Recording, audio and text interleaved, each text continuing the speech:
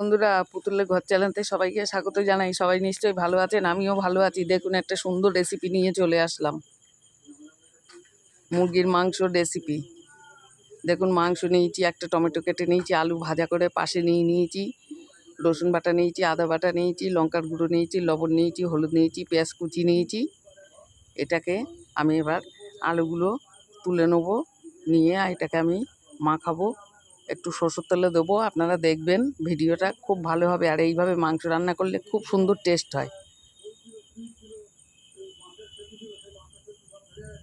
দেখুন, আমি আলুগুলো তুলে নিচ্ছি। দেখুন, তেলটাও দিয়ে দিলাম, দিয়ে এটাকে আমি ভালো করে হাত দিয়ে মাখিয়ে নেব। অল্প লবণ দিয়েছিলাম, আবার একটু দিলাম। দেখুন, হাত দিয়ে ভালো করে আমি বেশ মাখিয়ে নেব।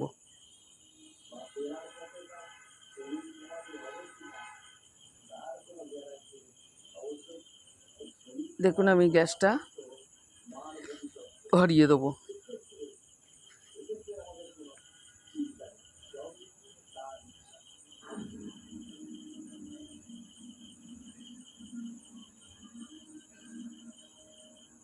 এবার একটু ঢেকে দিলাম, ঢাকনাটা তুললাম। এবার একটু নাড়াচাড়া দিয়ে নেব।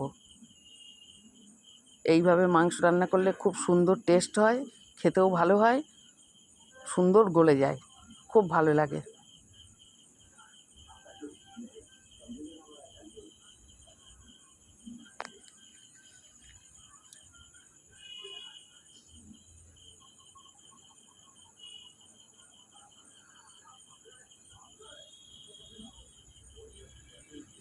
এবার আমি অল্প একটু জল দিলাম, দিয়ে আমি ভালো করে এটাকে কষিয়ে নেব।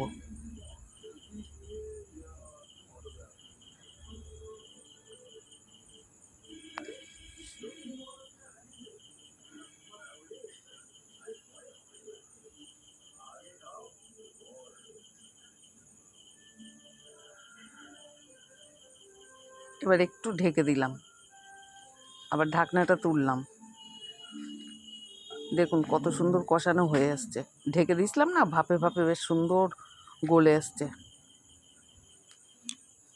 এবার আমি আলুটা দিয়ে দেবো, ভাজা করা আলুটা।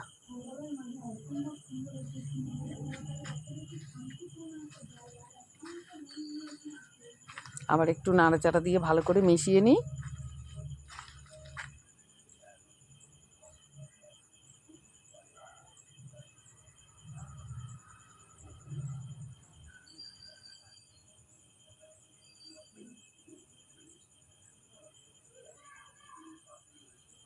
কত সুন্দর কষানো হয়ে গেছে, দেখেছেন?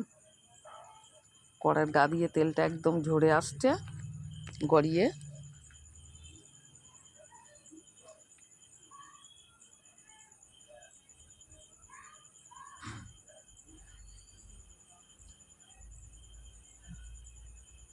এবার দেখুন, আমি অল্প গরম মশলা দিয়ে দিলাম। গরম মশলাটা এখন দিলে ওটা সুন্দর টেস্ট হয়, কষানোর সময় দিলে।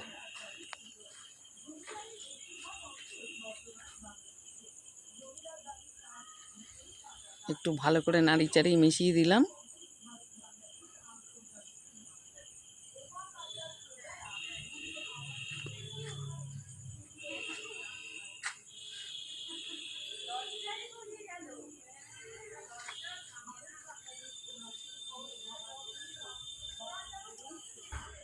সুন্দর কষানো হয়ে গেছে।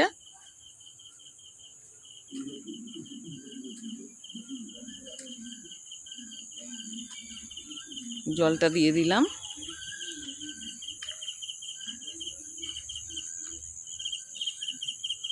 জলটা পরিমাণ মতন দিয়ে দিলাম। মাংস যেহেতু আমার নরম হয়ে আসছে, ওই জন্যে পরিমাণ মতন দিয়ে দিলাম।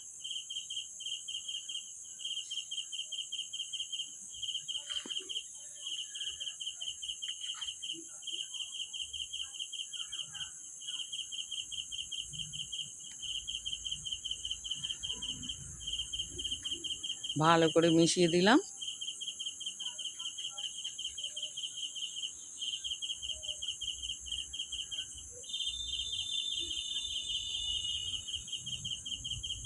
এবার একটু ঢেকে দিলাম। দেখুন ঢাকনাটা নামালাম, কত সুন্দর হয়ে গেছে।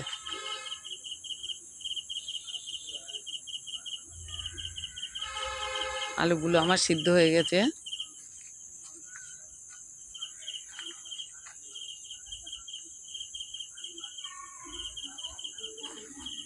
এবার আমি নামানোর ব্যবস্থা করে নেব। পাশে একটা জায়গা নিয়েছি, আমি ঢেলে নিলাম মাংসটা। দেখুন কত সুন্দর হয়ে গেল। ভিডিওটা সবাই দেখবেন, ভালো লাগবে। আর এইভাবে মাংস রান্না করবেন, খুব সুন্দর টেস্ট হয়, খুব ভালো লাগবে। তাহলে সবাই ভালো থাকবেন। আবার পরের ভিডিও নিয়ে আসবো, দেখা হবে। ছাড়লাম, টাটা।